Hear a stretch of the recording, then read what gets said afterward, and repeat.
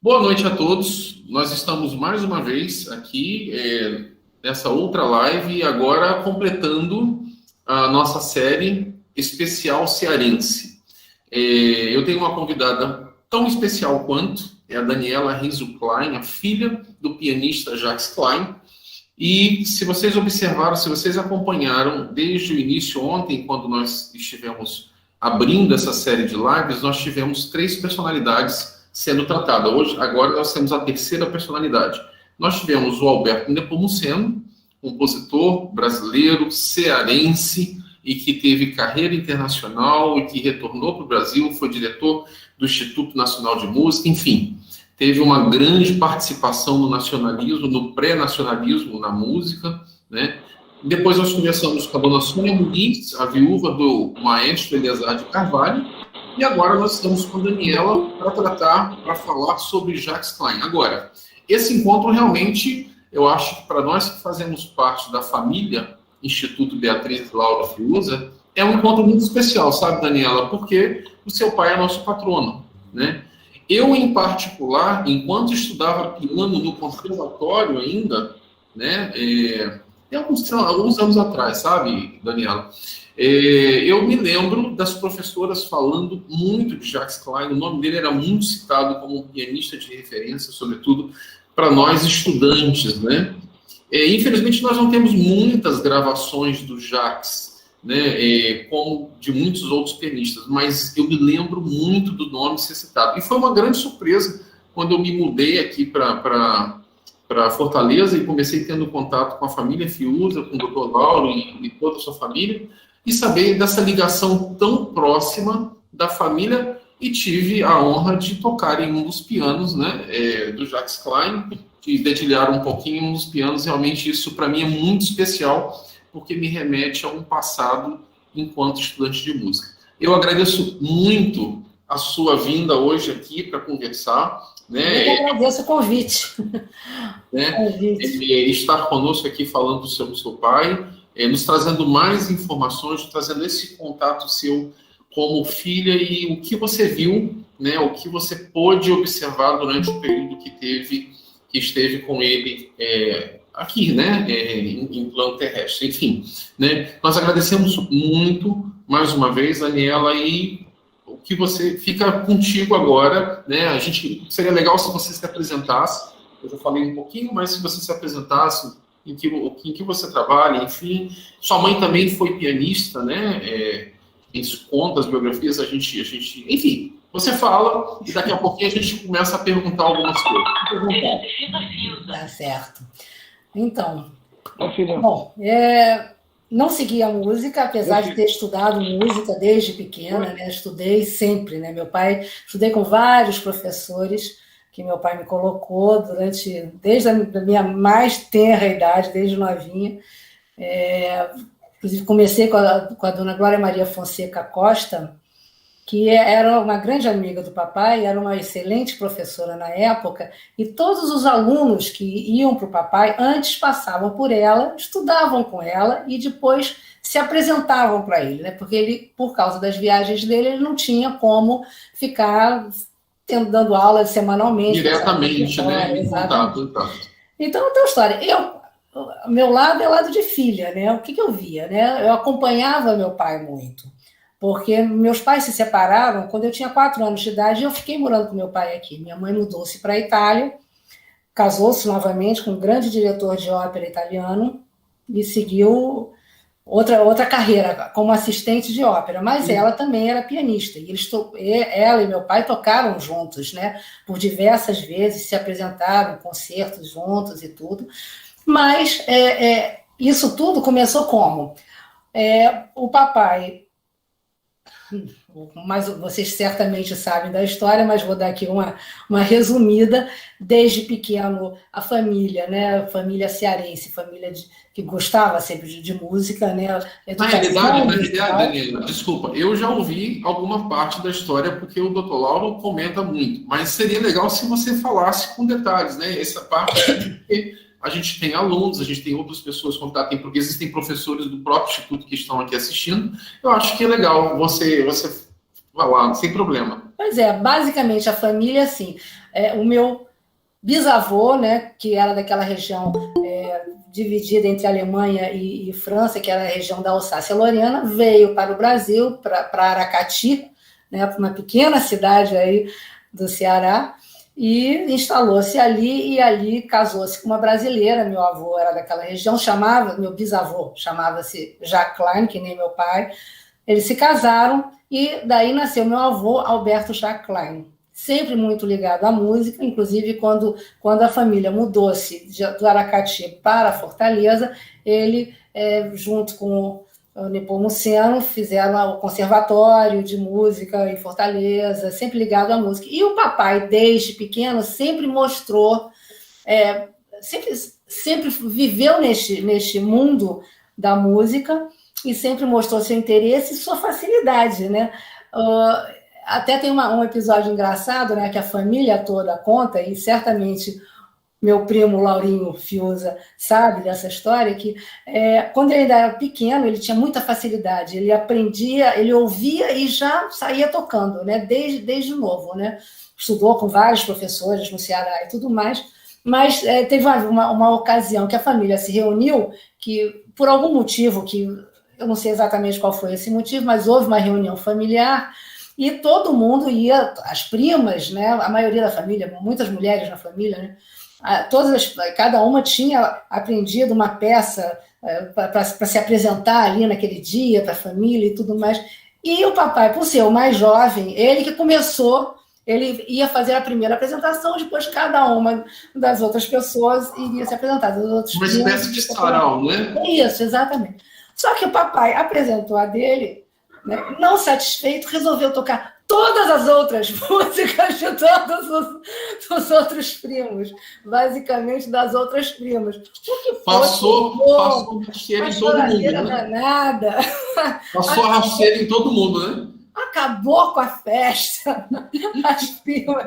Isso aí até hoje, é engraçado que até hoje eu ouço, quando converso com alguém, eu ouço essa história, porque o seu pai, quando fez, minha mãe falou isso, não sei o que. É engraçado isso. E assim foi, né? Fui estudando e tudo mais, piano, até que mudaram-se para o Rio de Janeiro, uma questão de estudos, né? Porque aí era Rio de Janeiro, parecia que seria melhor para os filhos. Você tem alguma informação de período, datas, Daniela? Meu pai se mudou para o Rio de Janeiro com 16 anos. Uhum. Né? Tinha minha tia, que era mais velha, Jaqueline, e o irmão mais novo, meu tio, Claude, que ainda é vivo. Minha tia e meu pai já faleceram, meu tio ainda é vivo, mora em São Paulo, tio Claude, que chamava-se Claude Richard, quer dizer, chama-se Claude Richard, porque meu avô gostava muito, tanto de Claude Debussy, como de Richard Wagner. Uhum. Então, por isso, Claude Richard. Usou os dois nomes. Usou os dois. Né? Enquanto que meu pai, Jacques, pegou o nome do avô dele, meu bisavô, que Jacques Klein, né? E nunca nenhum deles teve o nome Campelo, que era o nome de minha avó, o sobrenome de minha avó. Então, vieram para o Rio. E, na época, meu pai foi estudar num colégio católico, o Colégio Santo Inácio, e sempre tocando piano. Então ele tocava, tinha uma igreja dentro do Colégio Santo Inácio, eu estudei lá, inclusive, tinha uma igreja, e ele era o pianista da igreja, das cerimônias, do que fosse. Só que um belo dia, o papai, né, ele com os amigos, muito levados, tudo gente boa, mas muito levados, aí um dia foi para a igreja, ao invés de estar na aula, foi para a igreja e resolveu ali tocar uma música popular no órgão na igreja. E aí foi um horror, ele e os amigos foram convidados a se retirar do colégio por causa disso. Mas era dito que parece que o reitor do colégio, na época, o diretor do colégio, ele estava fora do Rio, estava em viagem. Quando ele voltou, ele ficou muito chateado com a posição que o subdiretor, o vice-diretor tomou, pediu desculpas à família, mas nisso meu pai já tinha ido para outro colégio, o Colégio Andrews, e foi lá que ele se formou. Só que nesse período, em torno aos 13 anos, mais ou menos, o papai, né, um garoto, né, com os amigos e tudo mais, ele meio que deu uma enjoada da música clássica. Porque meu avô era, de uma certa forma, rígido, né? Tem que estudar, não pode fazer isso, não pode sair, não pode aquilo. Então ele deu uma certa enjoada, disse, não quero mais saber de música clássica. E partiu para o jazz.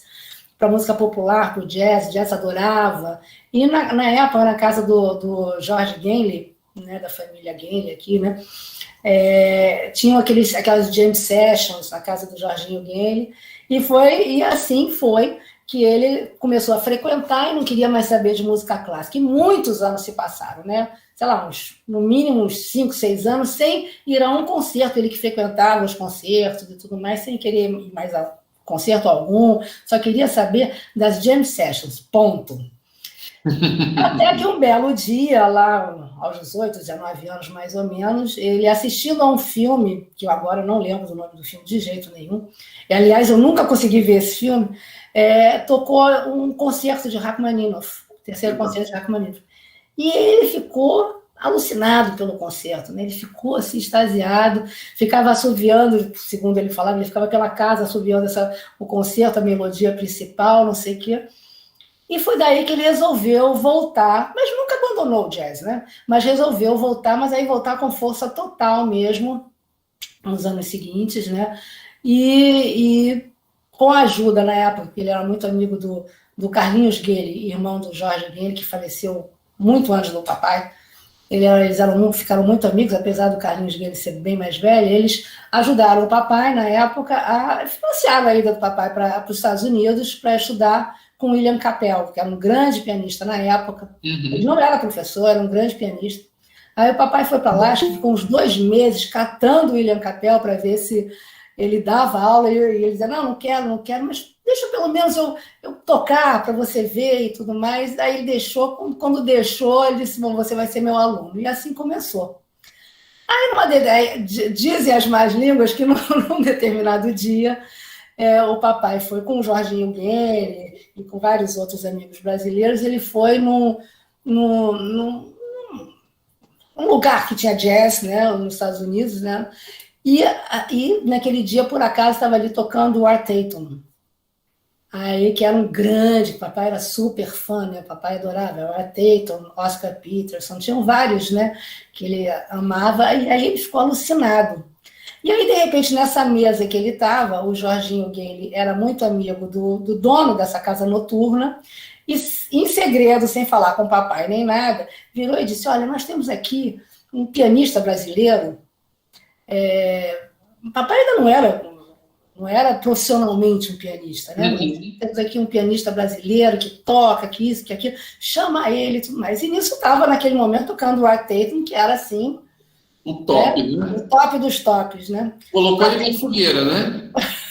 Aí o Art Tatum parou, o Jorge foi para a mesa onde eles estavam, né, ali, porque eram amigos e tudo, quer dizer, do Jorginho Guelle, por causa do proprietário da casa noturna, e nisso foi anunciado no microfone, temos um pianista brasileiro aqui que vai tocar, papai, só faltou ter um troço ali, imagina que eu vou tocar aqui, não sei. Mas ele já tinha a tarimba de ter passado a perna em todos os familiares, todos os primos. Mas aí a diferença é que o Art Tatum era um ídolo para ele, né? Ele tocava na frente do Art Tatum e de outros amantes do jazz em plena, né, nos Estados Unidos, né? Não estava assim em casa com a família, né? Uhum. Aí ele não queria, foi forçado, levantou, aí o Jorginho virou e disse, vem cá, não vai se meter a tocar jazz aqui não, né? Porque você está aqui na terra do jazz, depois de um Art Tatum, você não vai tocar jazz. Toca aí uma música brasileira. E o papai foi e tocou Tico-Tico no Fubá. E aí foi um sucesso, né, saiu o jornal, saiu tudo quanto foi lugar. E aí o William Capel, muito Caxias, ficou muito chateado, porque como que um pianista clássico estava tocando jazz numa casa noturna, em vez de estar em casa estudando, acabou porque o papai não continuou a fazer aula com o William Capel. Isso já tinha um tempo. Aí voltou para o Brasil, e de lá foi estudar em Viena, que aí é o berço mesmo, né, da música clássica e tudo mais. Foi estudar com um grande professor austríaco, Bruno Seidhofer.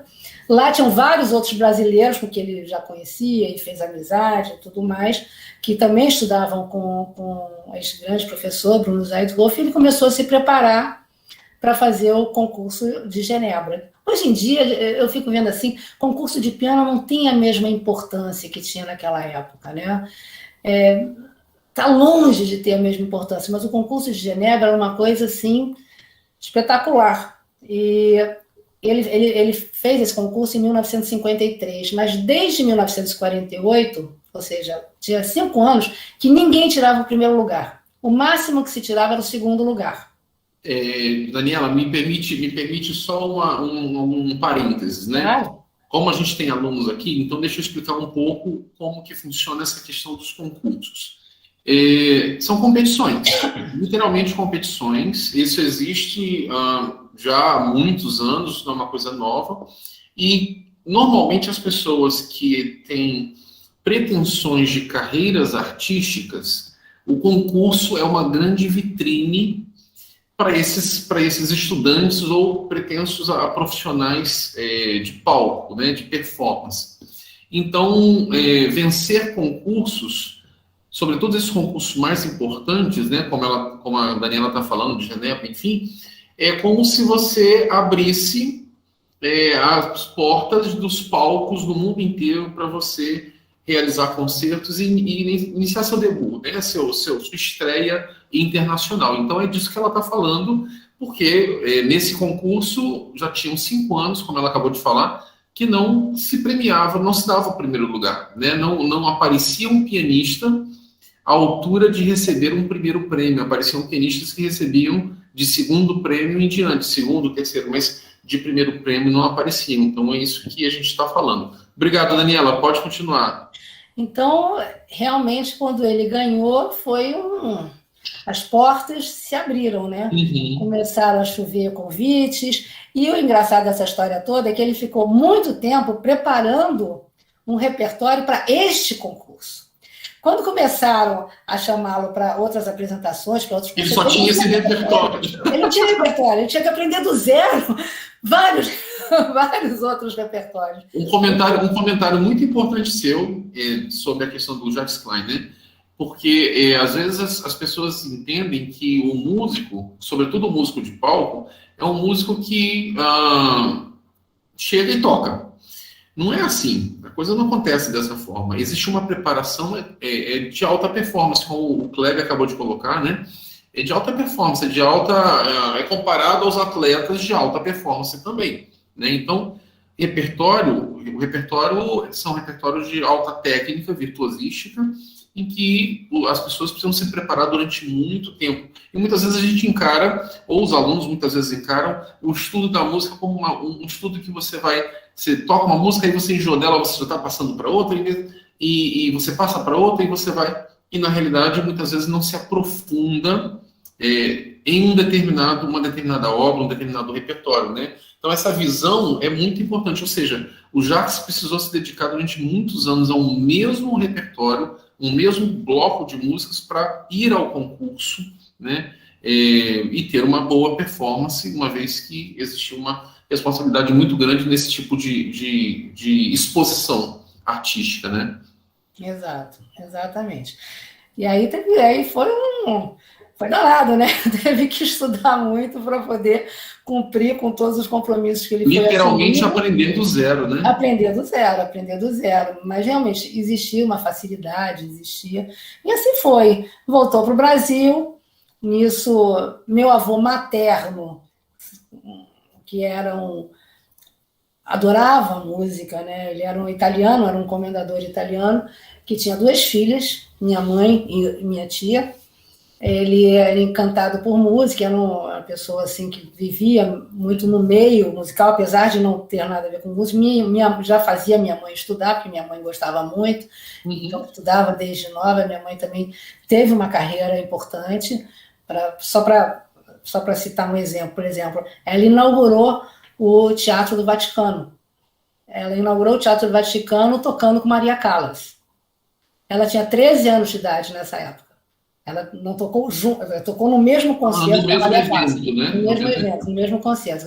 Para quem não conhece, Maria Callas é um dos grandes mitos do canto, né? Enfim, uma das vozes privilegiadas e aclamadas até hoje, mesmo depois de sua morte, como uma das grandes referências do canto. Exato. Então, quer dizer, ela começou a ter uma carreira muito jovem, né? Muito nova, estudou inclusive com o próprio professor do meu pai, o Bruno Zeidhofer, em Viena, fez concurso também, fez o de Genebra também e tudo mais. ela teve também uma carreira, mas aí casou-se cedo, casou-se com meu pai, ela tinha 18, ficou noiva aos 16, casou-se aos 18, eu nasci, sou filha única dos dois, ela tinha 19 anos, quer dizer, aí tudo muito, muito novinha, né? E continuou ainda depois, mais adiante, com o Nelson Freire, inclusive, né? Eles fizeram vários concertos a 4 mãos e tudo, porque o Nelson Freire já tem mais ou menos a mesma faixa etária que mamãe tinha. Então, mas eles se separaram, eu tinha só 4 anos de idade quando meus pais se separaram. Uhum. E foi quando minha mãe foi-se embora para a Itália, casou-se novamente depois, né, com esse grande diretor de ópera italiano. Para ter uma ideia, assim, por exemplo, o Plácido Domingo começou com o marido da minha mãe. A primeira vez que ele se apresentou foi sob a direção do meu padrasto, chamado Carlo Maestrini. Uhum. E minha mãe teve mais 2 filhos com o Carlo, meus irmãos e tudo. Meu irmão segue, inclusive, a profissão do pai, tem agora não com a pandemia, né, mas dirigido óperas mundo afora aí, muitas. Tem realmente uma carreira brilhante. E minha mãe também ficou acompanhando o segundo marido, né, ficou acompanhando como assistente de direção de ópera, também aí foi quando ela, não digo assim, abandonou, né? Porque sempre tocou, mas não se apresentava mais como pianista e ajudava o marido na direção das óperas e tudo mais. E eu ficava aqui, todas as minhas férias escolares. Como funcionava? O papai, ele tinha... Eu ia te perguntar isso agora. Como funcionava? A vida inteira o papai tinha várias turnês, né? Viajava durante vários momentos, né? Ele viajava, né, para a Europa e tudo mais. E aí, quando a mamãe foi morar na Itália, casou-se com esse italiano, foi morar na Itália, o que meu pai fez? Eu passava minhas férias escolares lá, aí meu pai, ao invés de várias vezes por ano, ele fazia uma turnê grande, que exatamente no meu período de férias, ele me acompanhava até a Itália, seguia na turnê pela Europa, que basicamente... Não que ele não fosse aos Estados Unidos, ou a África, ou a Ásia, mas basicamente as turnês sempre se concentravam na Europa. E aí esse período, que na época, antigamente, o período de férias era dezembro, janeiro e fevereiro, eram 3 meses, né? Hoje em dia não é mais isso, mas naquela época era. Eu passava esses 3 meses com minha mãe, né? E ele concentrava a turnê toda nesse período das minhas férias. E aí eu ia para lá e ficava lá e tudo. E assim foram durante muitos anos. Até que eu também comecei a encher, todo ano vou para lá, quero ficar com meus amigos, não quero mais viajar, não quero mais ficar lá, porque eu tinha dois irmãos muito mais novos do que eu. Eu tenho que ficar fazendo o programa das crianças, aquela coisa de rebelde, né? Uhum. Rebelde sem calma. Aí eu não quis mais viajar. Aí meu pai disse, então não vou mais passar 3 meses lá. Então ele começou a dividir de novo, ia, passava 10 dias, voltava, ia, passava uma semana, voltava, e fazia assim para eu não ficar também sozinha aqui no Rio, né? Uhum. E assim foi, né? Só que o papai faleceu muito cedo, né? Então eu ainda estava na faculdade quando ele faleceu, né? Que ele faleceu em 82. Então tem 40 anos, como eu estava dizendo agora há pouco. Ano que vem completam 40 anos que ele faleceu. E é uma pena, como eu estava dizendo antes, né? A memória é muito curta e papai tem muito poucas gravações, porque ele não gostava de gravar. Uhum. Definitivamente não gostava de gravar. Ele dizia que perdia a espontaneidade, porque gravação é aquela coisa, não deu certo, você grava de novo, faz, refaz. Ele queria a emoção do momento, ele não queria ter que ficar nesse... Imagina se ele pegasse os processos de hoje em dia em que você acaba fazendo muita coisa virtualmente, né? Ou seja, você modifica, literalmente, você modifica o andamento, você cria planos, você cria acelerandos que na realidade não foram feitos, né? Aliás, você coloca filtros, você muda som, você até afina a voz das pessoas, enfim. Não, exatamente. E mesmo que ele não ia querer gravar nunca, né? Pois então ele tem poucos discos gravados, né? Muito poucos discos gravados, infelizmente. E tem até, inclusive, discos gravados de música popular também brasileira, né? Eu estava lendo biografia, eu achei muito interessante, porque estava falando que, inclusive, ele teve um período que ele fez temporada de apresentações no Canecão, no Rio. Foi muito legal. Eu conheci, eu nunca vi o Canecão, mas eu me lembro que, na época que ia fazer faculdade no Rio, de passar em frente de onde o Canecão funcionava, ainda estava funcionando. Eu falei, gente, que loucura. Porque eu entendo como funciona essa questão do músico de performance, sobretudo de alta performance. O músico que vai para o palco e que ele não pode, em nenhum concerto, deixar uma brechinha para crítica. Isso é uma pressão profissional muito grande, né? São pessoas que têm um grande preparo? São pessoas que têm um grande preparo, mas são pessoas que são humanas, não é verdade? O cansaço, enfim, existem diversas coisas que influenciam numa performance. Agora, o cara, além de ter essa responsabilidade de ter vencido o concurso, de ter uma carreira de músico erudito, de pianista de alta performance, o cara ainda estava envolvido em fazer show no Canecão de música popular, ainda compondo com artistas de música popular. Eu falei, gente, dava para encontrar tempo para isso tudo? Daniela, seu microfone mutou. Abre novamente, por favor, desculpa. É só você clicar no... Aí... Eu não sei por quê, porque eu nem encostei no computador. Já aconteceu isso em algumas lives nossas também. Uhum. Mas isso foi engraçado, porque eu não podia assistir o concerto à noite, porque eu era criança. Uhum. Mas eu podia ir nos ensaios, né? Então, de vez em quando eu ia nos ensaios, eu e a filha do Chico Buarque. Aí a gente ficava brincando, ficava ali se fazendo companhia, porque nesse concurso, esse concerto, esse show, né? Sei lá como vou chamar, né? Que era para ter sido, sei lá, 1 mês, virou, sei lá, 6 meses, sei lá quanto tempo, né? E era o papai, junto com a Orquestra Sinfônica Brasileira, sob a direção do maestro Isaac Karabchevsky, que eram grandes amigos, o Chico Buarque e o MPB4, o grupo MPB4. Então era muito legal, porque o papai sempre, na realidade, o papai sempre disse que o importante era levar a música clássica, tirar a música clássica dos teatros e levar para o povo, porque nem todo mundo consegue ir a um teatro, né? Então, esse era fundamental. Tanto é que papai, quantas e quantas vezes eu acompanhei, ele ia assim para a cidade do interior, sei lá de onde, não tinha nem piano, não tinha nem teatro, aí ele tocava no piano da igreja, no órgão da igreja, para levar a música clássica. E foi numa conversa, apareceu um negócio aqui estranho aqui, sabe? E foi pronto, voltei. E foi numa conversa que ele teve uma vez com o Dr. Roberto Marinho, né, da TV Globo, da Fundação Globo, né, só para ilustrar, ele e o Isaac Karabchevsky, os três conversando, que eles resolveram criar o Projeto Aquários. Uma criação dos três. O Projeto Aquários nada mais é do que levar a música clássica, começou assim, né, para levar a música clássica para grandes ambientes, totalmente de forma gratuita, ambientes abertos, né, e para o povo ter acesso. Você está se referindo à Quinta da Boa Vista? Oi?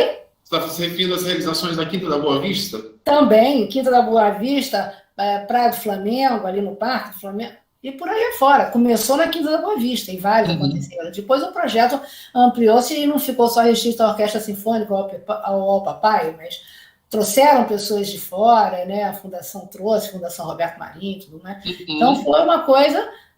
foi uma iniciativa deles que até hoje, de uma certa forma, agora não, mas até relativamente pouco tempo, de vez em quando ainda tinha um Projeto Aquários aqui, outro ali, que agora a situação toda está tão difícil, né? E as coisas não estão mais acontecendo, mas...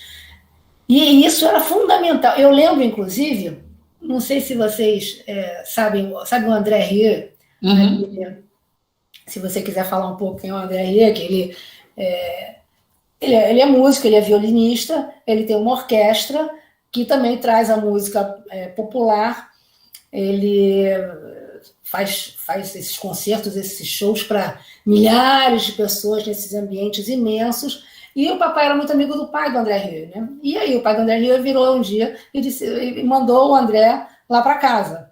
E ele ficou hospedado lá em casa uns 6 meses, mais ou menos. E na época, é até engraçada essa história, na época ele ficou lá, ele era violinista, papai pianista, mas música é música, né? Vai aprendendo, vai acompanhando, vai conversando, né? Aquela coisa toda. Ele era jovem na época, eu tinha uns 13, 14 anos, ele tinha uns 20 anos mais ou menos. E aí Ele acompanhou algumas turnês do papai pelo Brasil. Nós fomos, inclusive, juntos para os Estados Unidos, né? Eu, o papai, o André e a minha babá, inseparável até hoje, Maria, desde que eu tenho 1 ano de idade, estou com 62, firme e forte comigo até hoje. Aí nós fomos para os Estados Unidos, que o papai ia fazer uma turnê lá, em Houston, em vários lugares. Aqui. Conheci o Mickey Mouse junto com o André Rieu, inclusive, fomos lá para a Disney, foi pela primeira vez para a Disneylândia na época, e aí o André Rieu, alguns anos atrás, veio aqui para o Brasil pela primeira vez com a orquestra dele. Uhum. E eu nunca mais tinha ouvido falar em André Rieu na vida. Ele foi embora, nunca mais tinha ouvido falar, não sabia nem da existência dele. Aí, um belo dia, num desses grupos de WhatsApp, uma amiga postou um concerto com o André Rieu. Eu olhei e disse, gente, esse aqui é o André Rieu, mas como assim? Orquestra, ele está tocando, ele continuou, eu não fazia ideia que ele era um sucesso, não sei o quê. Eu disse, caramba, eu fiquei impressionada, né? Aí, um belo dia, o André Rieu veio ao Brasil, foi até para São Paulo, né? O primeiro concerto que ele deu. E aí eu comecei a ver as matérias nos jornais, revistas, e ele falava do tempo que ele passou com o papai aqui, morando na nossa casa. Ele falava tanto, ele elogiava tanto, ele agradecia tanto, que foi graças ao papai, foi por isso que ele tocava música para o povo, né? Tanto é que ele gosta muito de tocar, né, as valsas, as coisas, de uma maneira bem popular e tudo mais. Isso aqui que foi graças ao papai que ele aprendeu isso com ele e tudo mais. E elogiou tanto, eu disse, caramba, eu preciso reencontrar, não vejo André Rieu, sei lá, 40 anos, eu preciso encontrar, já que ele está falando tanto do papai, né? Depois vale até a pena entrar aí no... É impressionante, eu fiquei impressionada com os concertos. Já coloquei o nome aqui no chat para quem quiser pesquisar. É impressionante, eu não fazia ideia. Ele faz concertos no mundo inteiro para milhares de pessoas, cada concerto é uma coisa realmente assustadora. Impressionante. Aí fui me encontrar com ele em São Paulo, tudo mais. Depois ele veio ao Rio, deu outro concerto, nos encontramos também. Foi super bacana, né? Relembramos a época que ele morou aqui, porque ele morou aqui, mas aí o papai mandou ele embora porque ele ficou querendo me namorar. Uhum. Aí o papai diz o quê? Ela com 13 para 14 anos, ele com 20...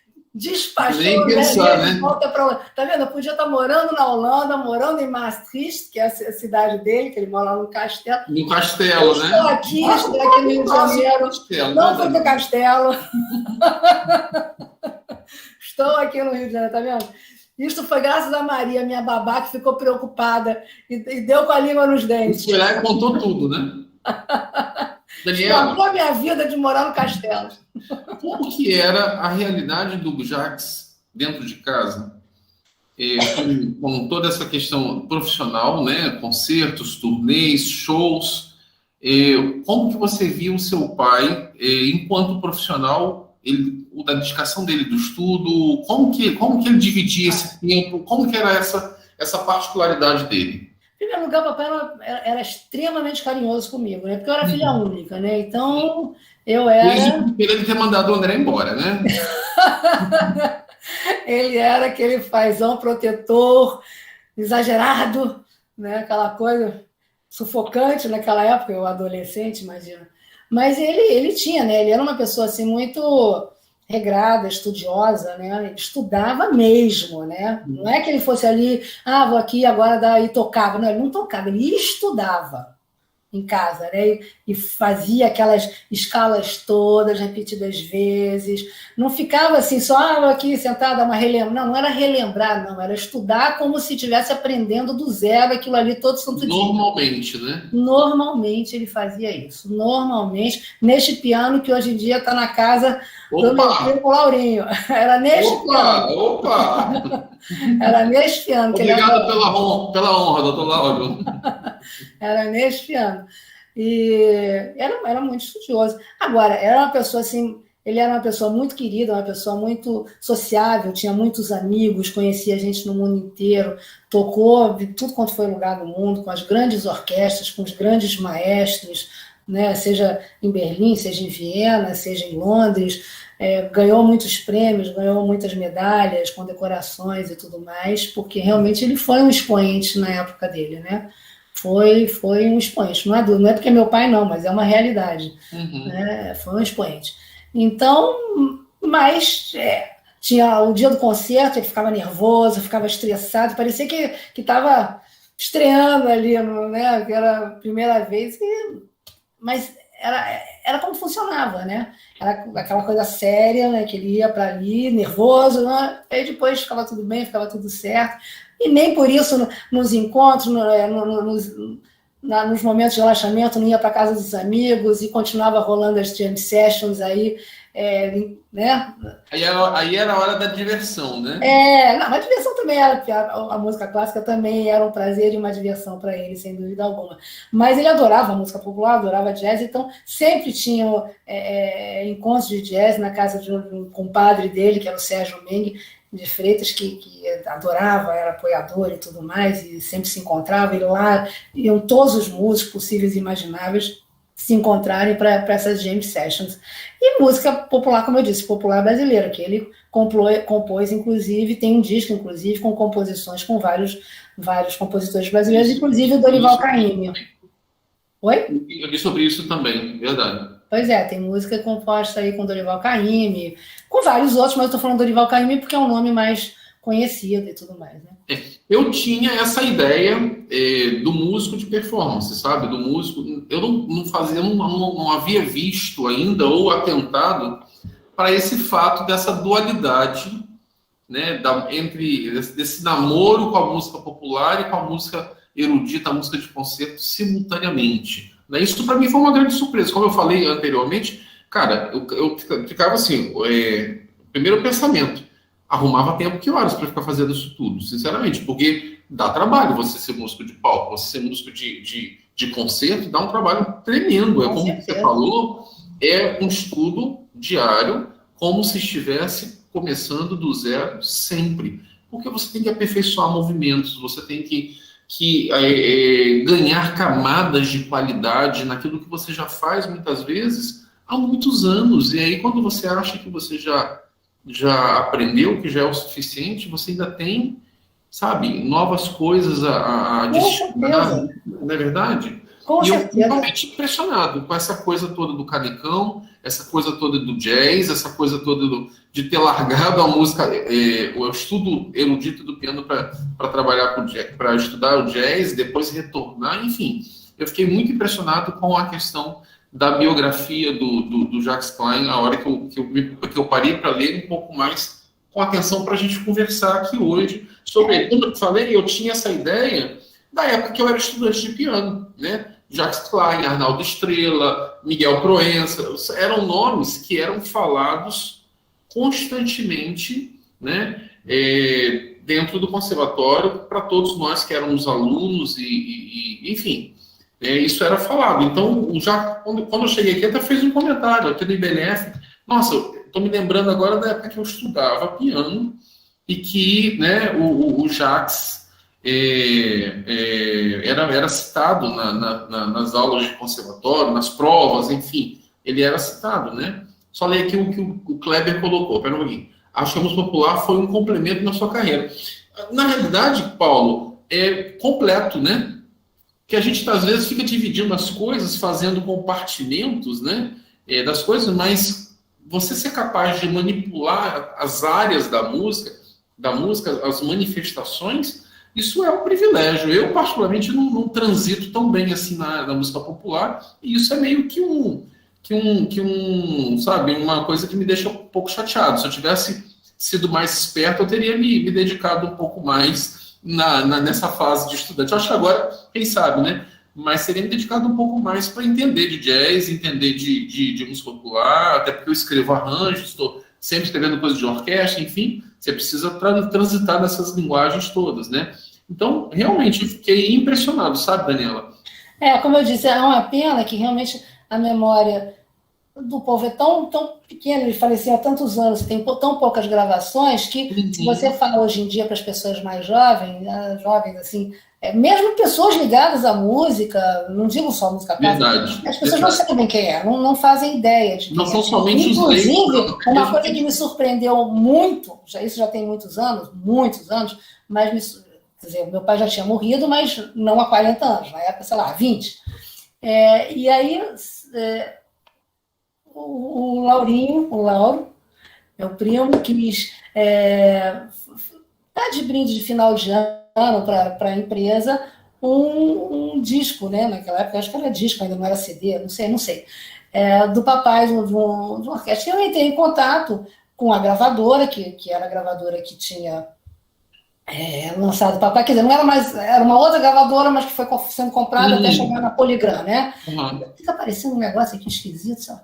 E aí eu entrei em contato, aí me passaram para a pessoa responsável pela música clássica, e quando eu falei o nome do Jacques Klein, ela não fazia a menor ideia de quem era o Jacques Klein. O responsável pela música clássica da época Polygram, ou sei lá o quê. Não sabia quem era. E era alguém que fazia parte do cast, como é que se chama? Do elenco dele, sei lá. Entendeu? Fazia parte Ele não sabia quem era. Eu disse, meu Deus, como é que uma pessoa que é do departamento de música clássica, de uma das maiores na época, de uma das maiores gravadoras aqui do país e de fora, não faz ideia de quem é Jacques Klein. Quer dizer, eu fiquei tão estupefata, como eu disse, não por ser meu pai, mas é porque não, mas é um bem... E a pessoa não é um leigo qualquer, é a pessoa responsável pelo departamento de música clássica. Não faz ideia quem era. Exatamente. Então, se ele não faz ideia quem era, imagina os jovens de hoje em dia. Nunca ouviram falar, não tem a menor ideia. Daí a importância da gente perpetuar essa memória através desse encontro, por exemplo, né? Desses encontros ou de atividades. Eu estava até comentando aqui da importância da gente ter espalhado pelo Instituto, né? Pelo local do Instituto, várias fotos e várias partes da biografia do Jacques Klein, para que as crianças, enquanto percorrem os corredores e as salas, eles tenham acesso à leitura e a esses registros do patrono do Instituto Beatriz Lauro Fiuza, dessa importância de perpetuar a memória do trabalho dele, né, de toda essa carreira, né, de toda essa importância desde o Jacques Klein. Eu acompanhei, apesar dele ter morrido, eu tinha 20 e poucos anos, mas eu acompanhei muito, né, os concertos e tudo mais, porque como o papai nunca mais voltou a se casar, eu acabava viajando, quando eu cansei também de ficar viajando nas minhas férias escolares para ficar na casa da minha mãe, eu comecei a viajar nas turnês com ele. Fiz isso durante alguns anos. Então, acabava que acompanhava, porque ele não ia me deixar sozinha no hotel, né? Então, eu ia para os concertos, ia para os ensaios, aquela coisa, até que eu enchi também, né? Porque, jovem, né? Eu enjoei também. Né? Mas acompanhei, né? Várias turnês do papai, né? Na Europa, nos Estados Unidos, na África do Sul. Daniela, esse ambiente, eu pelo menos considero esse ambiente muito rico, né? O que a gente tem no ambiente abre a nossa mente, abre a nossa visão para diversos aspectos da vida que nem sempre a gente vai ter acesso se nós estivermos em outro ambiente, ou em outro costume, ou em outra cultura, enfim. Para você ter vivenciado esse ambiente com seu pai, né? Um artista profissionalmente, um artista de palco, um artista com um renome, com uma carreira internacional, e mais o tempo que você também esteve com a sua mãe, que era pianista, enfim, né? E em que isso colaborou para o seu desenvolvimento em tempo como pessoa? Até que ponto isso foi uma grande influência para você? Em todos os sentidos, porque você vê, né? Meu pai e minha mãe músicos. Depois eu casei com um músico. Fui casada há 20 anos com um músico popular. Como se não bastasse, né, Daniela? 20 anos com músico, né? Então, quer dizer, eu sempre fiquei, seja na música clássica, seja na música popular, eu sempre fiquei ali transitando, né? Sempre fiquei por ali. Né? Depois que o papai morreu, obviamente, meu contato com a música clássica diminuiu muito, né? Mas até hoje, né, vou de vez em quando a um concerto, não com a frequência que eu ia, longe da frequência que eu ia, mas mantenho contato com algumas pessoas. Outro dia mesmo, estava falando com o Isaac Karachevski, com a Maria Helena, a esposa dele. De vez em quando a gente se fala, de vez em quando falo com a Eliane Sampaio, que cantora, que muitas vezes eles se apresentaram, semana que vem devo ir lá visitá-la e tudo mais. E assim, né, de vez em quando falo com um, falo com o outro ali, mas Arnaldo Cohen, que é um expoente também, que morou muitos anos em Londres, que atualmente mora nos Estados Unidos e é professor de uma universidade dos Estados Unidos, que foi aluno do papai. Quando nós moramos na Suíça, o Arnaldo morou na nossa casa lá na Suíça. O papai ficou durante 6 meses na Suíça, o Arnaldo foi para lá e ficou. Arnaldo Cohen é um nome muito importante na música, né? Então, ele, vez por outra também, quando ele vem se apresentar aqui, eu vou lá vê-lo, assistir o concerto, estar um pouco com ele e tudo mais, né? Porque o papai teve vários alunos, né? Não tantos, porque ele viajava muito, não tinha muito tempo, e o papai morreu com 52 anos, né? Então, 52 anos, gente, eu estou com 62, eu tenho 10 anos quando o papai morreu. Né? Então, quer dizer, ele morreu muito jovem, né? Hoje em dia, a gente fala 52 anos, é muito jovem, né? Quer dizer, eu acho, porque eu estou com 62, então eu acho muito jovem. Então, quer dizer, e aí disso eu acabei casando com um músico, né, popular. Ele é maestro do Erasmo Carlos, né? Olha só, desculpa, só abrindo um parênteses, eu tenho aqui aberto numa aba uma listagem dos alunos, de pessoas que são influentes, que foram alunos do Jacques, né? O Arnaldo Cohen, que você acabou de mencionar, o Luiz Medalha, o Edson Elias, o Egberto Gismonti, que é um músico, um pianista popular, exato, foi aluno também do Jacques Klein, o Luiz Essa, que já faleceu, João Carlos Martins, que ainda é vivo, está em São Paulo, né? E é o maestro que fez várias operações, porque perdeu os movimentos das mãos, né? Aquela questão toda. O João Carlos Assis Brasil, que ainda também é vivo, Lilian Barreto, Estela Caldi, Maria Helena de Andrade, Luiz Fernando Benedini, Júlio Draghi, que é professor da Universidade Federal da UFRJ, né? Maria Tereza Madeira, também pianista do Rio de Janeiro, muito conhecida. Clélia Iruzum, que atualmente mora em Londres. Então, foram alunos do Jacques, né, e que são pianistas de destaque, que com carreiras também internacionais, né? Pois é. Aí eu convivi, e não só isso, né, porque ele teve não só a carreira dele, não só como solista, com as orquestras ou nos recitais e tudo mais, mas também ele teve trios, duos, que tiveram importância, que fizeram com turnês grandes, um duo que teve com o violinista Salvatore Accardo, que é um... Desculpa te interromper, muito bem lembrado. O Salvatore Accardo, a gente falou com uma passagem, eu até tinha anotado para comentar contigo nesse encontro. No encontro Jacques Klein, que a gente realizou algumas semanas atrás, eu conversei com a Maria Fernanda Krug, uma violinista do Teatro Municipal de São Paulo, e que foi aluna do Salvatore Accardo, uma das alunas do Salvatore Accardo, que agora vive no Brasil, novamente retornou.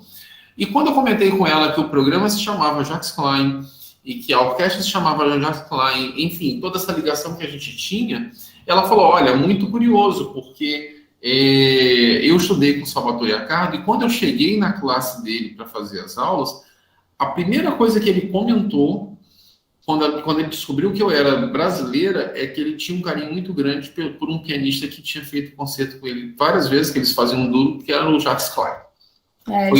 Foi a primeira coisa que ela comentou. Isso ela nem falou dentro da live, foi nessa conversa anterior que a gente estava tendo aqui, né, que ela fez esse comentário comigo, aqui também, nessa mesma situação. E foi um duo de muito sucesso, fizeram grandes turnês, eles, inclusive, a ideia deles era gravar, né, para isso ficar registrado. Infelizmente, o papai veio a falecer antes disso e acabou não acontecendo.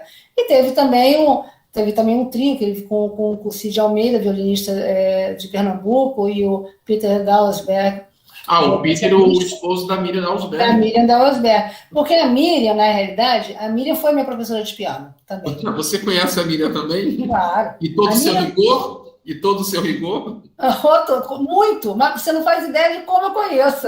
A Miriam foi minha professora de piano, né? E depois ela era professora de piano, ponto.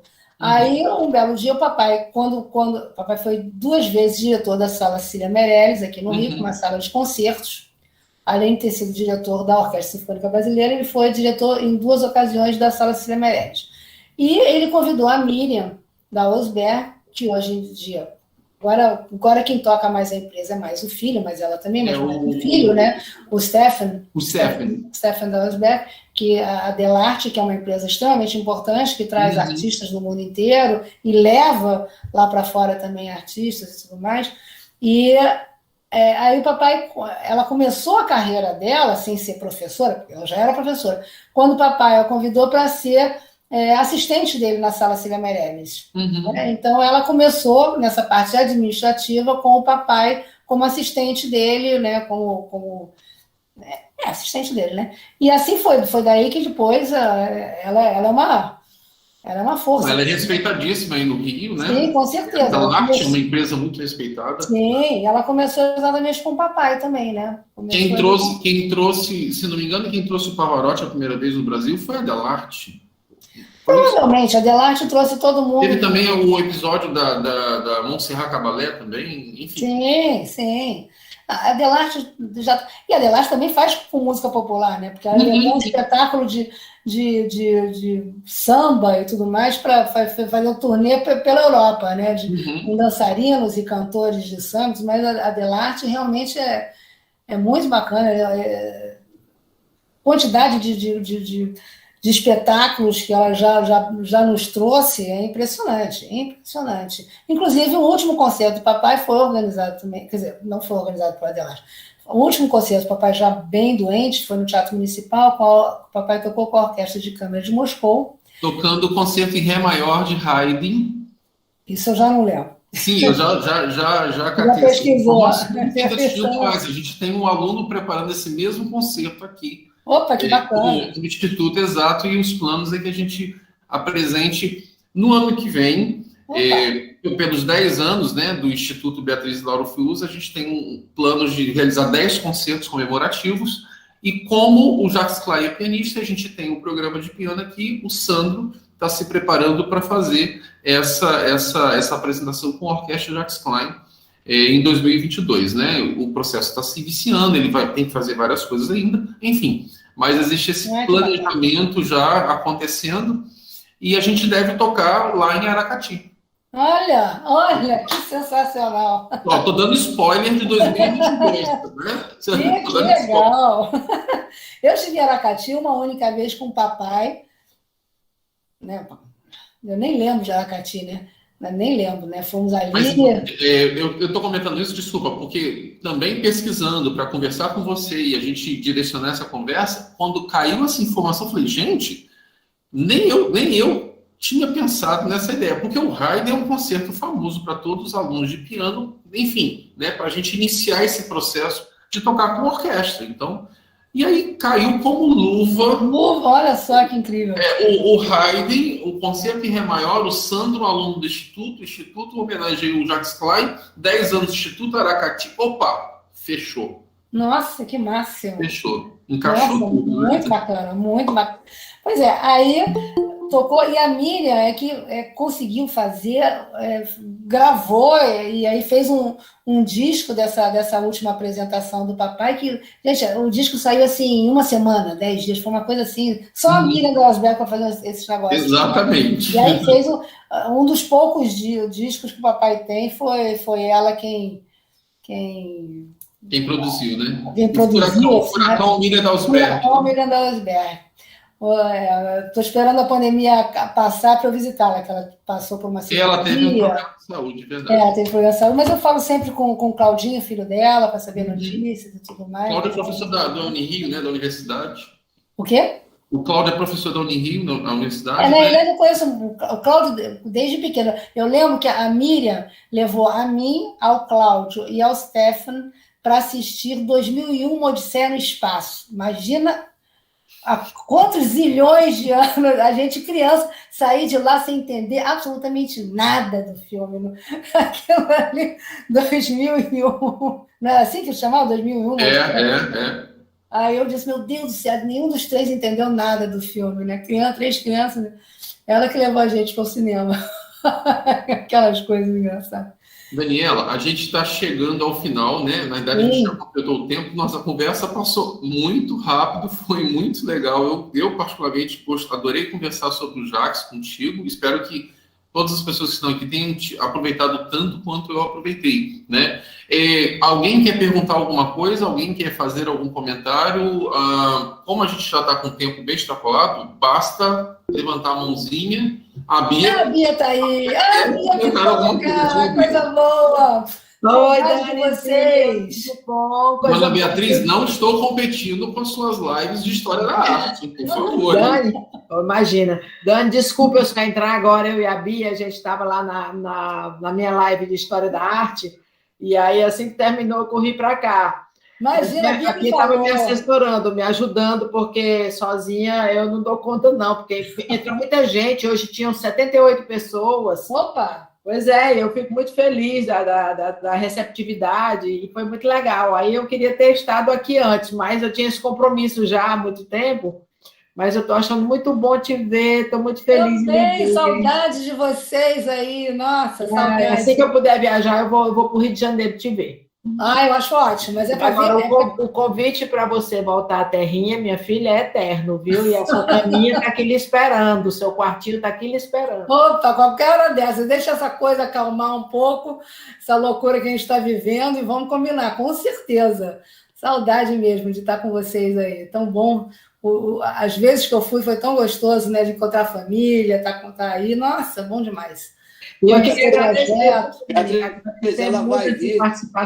agradecer a sua participação hoje, nessa conversa informal, maravilhosa, de ver você aqui falando do Jackson. Eu me lembro muito bem dele, pessoa fantástica, talento, assim, incrível. Eu nunca ouvi tocar, mas, assim, conversei com ele, acho que da vez que ele veio aqui se apresentar no Aracati, a gente já namorava na época, então tive esse prazer, esse privilégio de conhecer o Jackson.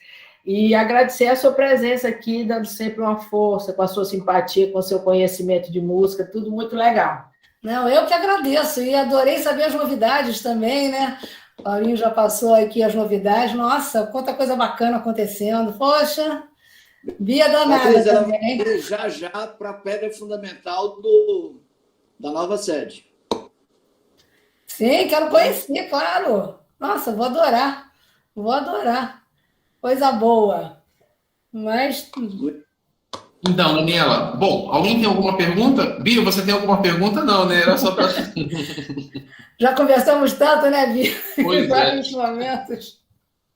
Então, vamos terminando, então. Daniela, nossa, foi excelente, foi esclarecedor. Seu Lauro, eu quero que o senhor faça o encerramento para a gente desse período, né, de lives, a nossa Semana da Música. Né, foi realmente um encontro maravilhoso, um prazer imenso para mim conhecê-la em nome do Instituto, a gente agradece muito. Está com a palavra, seu Lauro, por favor.